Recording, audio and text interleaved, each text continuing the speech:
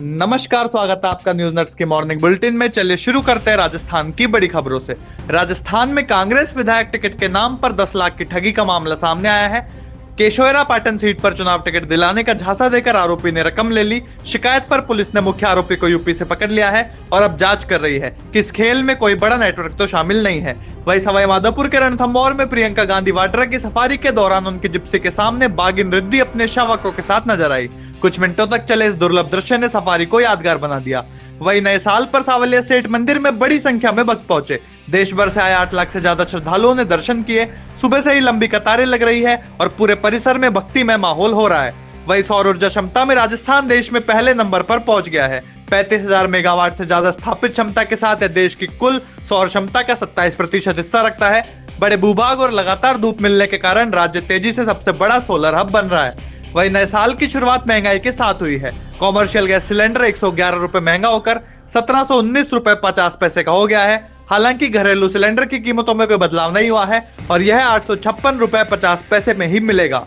चलिए अब बढ़ते नेशनल अपडेट की ओर। तो महिलाओं के लिए बड़ी राहत की खबर है। दीनदयाल लाडो लक्ष्मी योजना में बदलाव करते हुए पात्र महिलाओं को हर महीने 2100 रुपए की सहायता दी जाएगी। सरकार का कहना है कि इससे लाखों महिलाओं को लंबी अवधि की बचत में मदद मिलेगी। वहीं हिमाचल प्रदेश के सोलम में थाने के पास जोरदार धमाका हुआ, जिससे आसपास के घरों की खिड़कियां तक हिल गई। इलाके में कुछ समय के लिए अफरा तफरी मच गई, लेकिन राहत की बात है किसी के हताहत होने की खबर नहीं है। पुलिस मौके पर जांच कर रही है। वहीं अब बढ़ते अंतर्राष्ट्रीय जगत की ओर। बांग्लादेश में फिर सांप्रदायिक हिंसा बढ़ी है।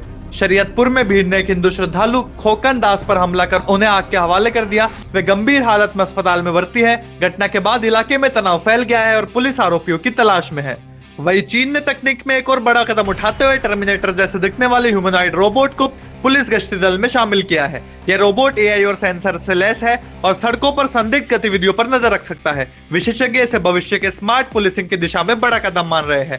चलिए अब बढ़ते बिजनेस जगत की ओर। तो दिसंबर 2025 में देश का जीएसटी कलेक्शन 6.1% बढ़कर 1,74,550 करोड़ रुपए पहुंच गया है। यह आंकड़ा बताता है कि खपत और व्यापार में सुधार तेज हो रहा है और अर्थव्यवस्था में मजबूती लौट रही है। वही आईपीओ बाजार में हलचल बढ़ी है। हॉस्पिटैलिटी कंपनी ओयो ने 6,650 करोड़ रुपए के आईपीओ के लिए सेबी के पास कॉन्फिडेंशियल तरीके से डीआरएचपी फाइल कर दिया है। कंपनी बाजार से बड़ी रकम जुटाने की तैयारी में है।